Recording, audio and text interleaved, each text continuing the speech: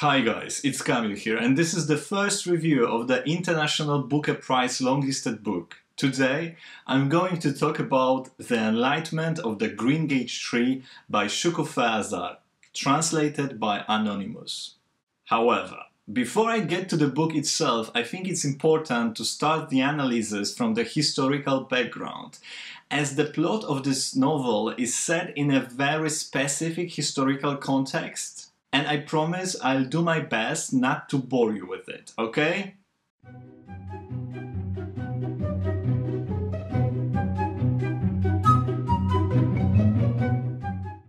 In 1979, the Pahlavi dynasty in Iran was overthrown. The dynasty, known from its westernization and secularization and non-religious approach to politics. The Pahlavi dynasty was founded by a general Reza Shah Pahlavi in 1925. Pahlavi initiated a drastic, often facilitated with the use of the state power, westernization of the country, similar to what was done during the same time in Turkey by his close friend, head of the Turkish state, Ataturk. In Iran, Shah replaced Islamic laws with Western ones, prohibited traditional Islamic clothing, delegalized separation of the sexes and veiling of women. It went as far as forcibly removing hijabs from women who wore it in public. Religious Shia is the second dominant branch of Islam and the one that dominates in Iran. Religious Shia who rebelled in 1935 were crushed by the Shah, with dozens of them killed. Shah was replaced by his son Mohammad Reza Pahlavi, and that's the monarch abolished during the Iranian Revolution of 1978-1979. Pahlavi, the son, lost his power already once before, in 1953, when he fled the country, losing the power struggle to democratically elected Prime Minister Mohammad Mosaddegh. Eventually, though, Mosaddegh was abolished with the help of the CIA and M16 after he nationalized Iranian oil fields that were owned by the British back then, you know. To the complexity of the picture adds the fact that Pahlavi, apart from leading major democratic reforms like breaking up landholdings owned by some Shia clergy, allowing women to vote and allowing religious minorities to hold office, and also granting women legal equality in marital issues, you know, the things that Iranians can only now dream about. On the other side of the spectrum, he had also maintained a very oppressive secret police that fought mostly with Shia and Iranian communists or leftists supported by the Soviet Union. In the Cold War era, Iran, being the border country with the Soviet Union, resorted to strong secret police and support from the USA. And in a given geopolitical location and in given political era, to me it seems almost like a lesser evil. But that made him very unpopular, the Shah, especially when he fought against nationalization of Iranian natural resources. That was used by his opponents to present him as the puppet of the Western powers. In addition to that, Shah's disregard for the Iranian constitution turned a lot of secular Iranian liberals against him. It looked like he was making enemies on every front possible. Oh, and have I already mentioned that the whole ruling family was known from such a lavish lifestyle that Kim and Kanye West look like examples of modesty in comparison? You can already understand that the fundamentalist religious leaders didn't have to do a lot to win the public support to overthrow the Shah.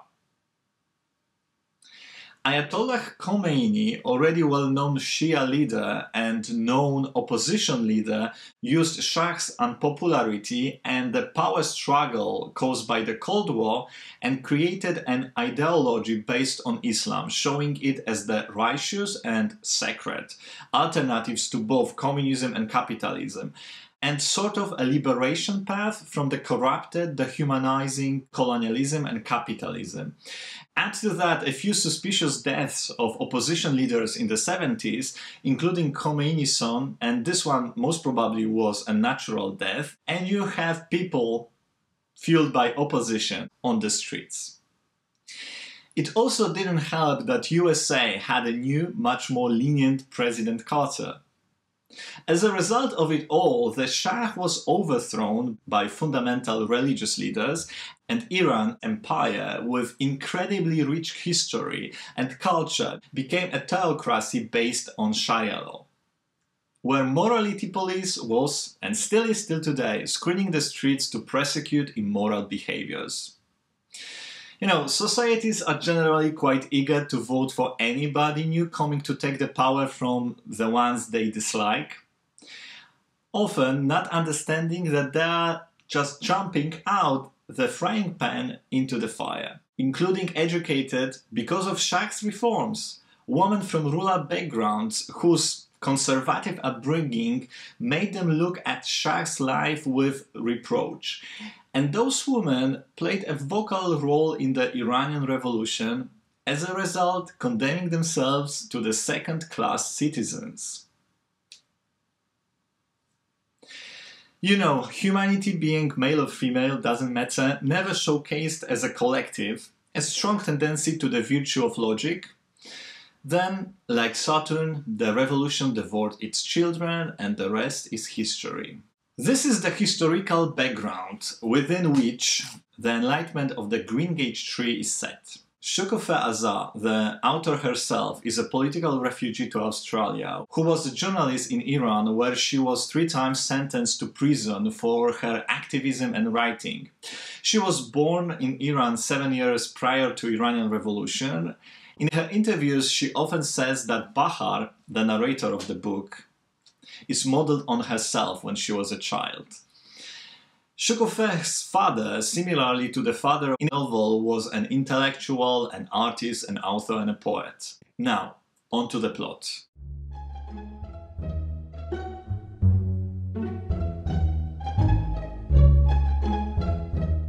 We follow a family of Rosa and Hushang and their 3 children, Sohrab, Bita, or Beta, and Bahar, the 13-year-old narrator of the novel. All of them act as archetypes of a modern secular part of Iranian society affected by the revolution. Rosa, the mother, an independent, middle-aged woman, lover of Iranian poetry who refuses to veil her hair.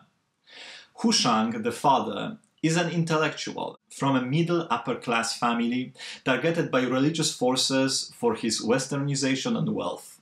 Sohrab, the son, is a well-educated young man prisoned under banal pretenses of reading prohibited books, like many other university students and young people during the revolution. Beta is a teenage girl dreaming of being a ballerina whose dreams are crushed after her dance teacher is dragged out to the streets by Khomeini supporters.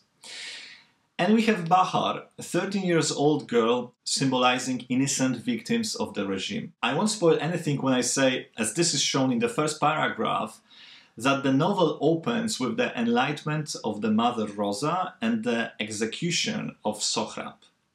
Following those events, we watch the family mourning the losses in a tiny village named Razan, where they arrive as an internal refugees trying to rebuild their lives far away from the big politics, death, and chaos of the revolution.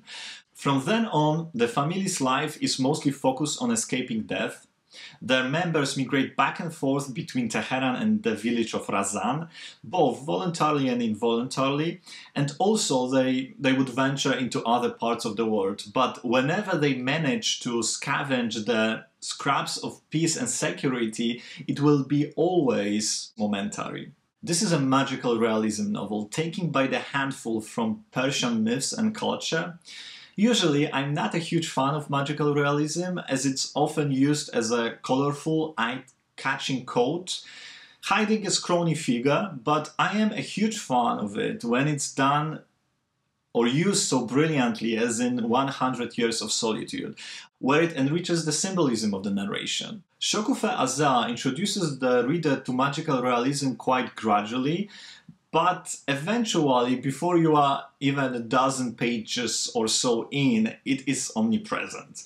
There are 2 elements, though, that makes it work so great here. Firstly, it is deeply rooted in the local culture and mythology. So when I'm reading about a family living in a forgotten by the world village in a house on the hill, surrounded by a forest that is a home to jinns and ghosts, I quickly accept them as elements of everyday life, especially that they only make the story more vivid and add so much to its meaning.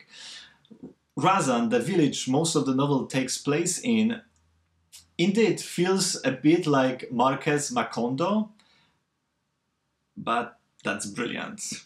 There was one element though that I thought was overdone, and more about it later on, but this is the transformation of one of the characters into a fish.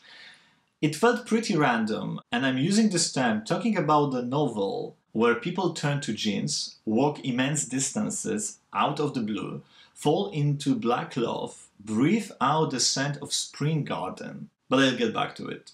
Secondly, in terms of why magical realism works, it pushes the narration forward, adds to it. I was very impressed by how all the ghost scenes were built. It's very clear already from the very beginning that death and the dead will play a vital part in the novel. The author's dedication goes, dedicated to all those I know, dead and alive. You for sure notice that the verb to know is used in the present tense, and dead and alive are in the sentence representing almost the same category. There are two fantastic ghost moments I want to recall. The first one talks about 5,000 victims of the regime buried in the unnamed spots on the deserts all around the capital. In the paragraph I will quote, "They come back to haunt Khomeini, the leader of the revolution, depicted as a murderer, haunted by the ghost of the ones his regime sentenced to death." I'm sure that the sentences exactly like this one made the translator of the novel want to stay anonymous, as by many religious Iranians those scenes would be considered sacrilegious, I believe. Let me give you an example. I will read it in snippets as the scene that is stunning and very cinematic, almost like one taken from The Walking Dead, is also a couple of pages long. So just let me give you a small teaser of what to expect. Those ghosts of 5,000 political and religious prisoners rose up from the city's deserts and from around Tehran and Kavran. They looked at their stinking, maggot-infested body parts, strewn about and carried in all directions in the mouths of crows and dogs, and then they set off with a common loathing. Hands in their pockets or smoking cigarettes that some had stolen from passerby, 5,000 ghosts marched towards Valisar Square, Vanak, Tajirish, and then to Jamaran Street, Khomeini Street. Suddenly, the ghosts felt so sad that their constricted throats burst open. Walking north from Vanak Square, 5,000 miserable ghosts began to cry. They cried, and they cried, and they cried. Their tears flowed and flowed until they turned into torrents. The presence of 100 Years of Solitude by Gabriel Garcia Marquez in this novel is very strongly felt, but there's another brilliant inspiration, 1001 Night, especially visible in embedded narrative technique, stories within stories technique. Ghosts, various inhabitants or visitors to the village would take your focus away from the history of the family to tell their own story, and often, if badly made, those type of techniques might feel a bit distracting at best and irritating at worst. Here in this novel, those stories are absolutely captivating. There's even one scene when a ghost who never told his story is encouraged to do that, and the story ends up being the one where you just hold your breath not to disturb its flow. And then when he's done, the other ghost says, "Wow, what a story, I didn't lose focus even for a second." And I was thinking, yeah, me neither.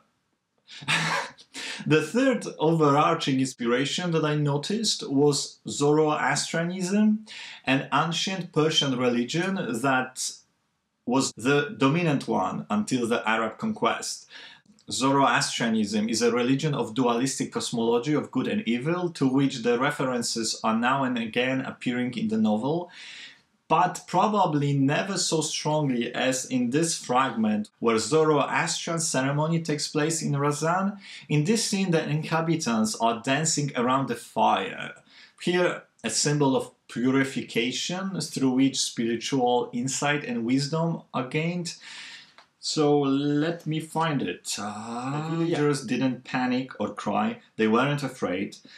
All were in a state of singular bliss, as though suddenly they had achieved certainty. Certainty of the existence of the other. Certainty about the existence of the other in themselves. Certainty about that which they had thought was life, but wasn't life at all. However, the fire, the purifying symbol of Zoroastrianism, is turned into the tool of destruction by religious zealots. There is a very powerful scene in this book where books are being burned and the characters of those books scream in pain. All in all, the spirituality and philosophy of the East is one of the running themes in the Enlightenment of the Greengage Tree. The importance of the moment is the idea that the novel starts off with. When Rosa, the mother, is being enlightened on the Greengage Tree, she comes to the conclusion that, and this is the second page, life is precisely that which she and others were prodigiously killing, the moment itself. And then on page 184 in this edition, instead of counting objects and days and hours, if people would simply rub their palms together just once, and comprehend that mysterious skin-to-skin contact fully, their understanding of the world would be better. Or if just once they were to watch and understand the blooming of a flower, or birth of a lamp, using their senses of sight and hearing and smell completely, perhaps humans would come to the conclusion that in all the days and nights of their lives, only the minute in which they are immersed is worth calculating. Shokoofeh Azar builds the story of the family using two juxtaposing motifs. It is a family surrounded by death, right? The death is omnipresent and always coming for more. But also, this is a family whose bloodline has numerous examples of people escaping death. Because of that, nothing is certain. And in times of adversity, the present moment is all that we have, and we should cherish it. One other theme I wanted to mention. This is one of those many books where literature and books, the reading life itself is shown as the highest form of life, where literature is the institution through which the community, the heritage of humanity is sustained. Or maybe even literature, this intellectual pursuit, is what makes us sustain our humanity. This bookish life is also a homage to the author's childhood, surrounded by beautiful books in her home in Tehran. Those books that were also stolen and looted during the tumult periods in Iran. Now, as you already noticed, there's a tone to like in this novel. And I had a blast reading it and analyzing it. And as you already noticed, I did enjoy it a lot. But there are some things that I didn't like. First of all, rarely but surely, Reza Pahlavi and his regime are being referred in the novel. This is the regime abolished by the Iranian Revolution. And as much as I understand that it seemed like a paradise in comparison to the time after the Iranian Revolution, it wasn't a paradise for everybody. There were many political prisoners back then. And referring to it as a heaven on earth is historically inaccurate. And me being a history buff, I was thrown off whenever that happened. Then the magical realism, so brilliantly used in general, but once I was caught rolling my eyes when one of the characters was turned into the mermaid and then disappeared from the pages of the book to appeared only as it felt to allow for convenient ending to the novel, breaking the logic of its transformation. And you see probably that as much as I can, I try not to spoil it for you, and I will continue in that careful manner, but I want to add a few things. The character, after the change to a mermaid, was slowly failing into the ways of how the mind of a fish or mermaid operates, where only moments count. There's no past and no future. All of that paying respect to the idea of living in the present, right? But then suddenly the character makes an abrupt appearance, triggered by the dream that recalled the memories of the family. I know that this is magic, but even here the basics of logic should be respected. How can you recall a memory when you don't think in terms of the past or the future? I think that if those flashbacks, memories were gradually introduced, I would accept it more readily. The way Azar handled it, though, it felt as the reappearance was needed only to conclude the novel as the author intended, and for that reason the integrity of the character was sacrificed. Nonetheless, those are just details I wasn't crazy about in this overall very strong novel, one that most potentially will end up in the group of my favorites. What a way to kick off the project, right? Okay guys, let me know what are your thoughts on the book if you read it, if you are planning to read it, and what are your thoughts on this review. And I will be back with you on coming Wednesday with the adventures of China Iron. Okay guys, bye bye, have a brilliant weekend.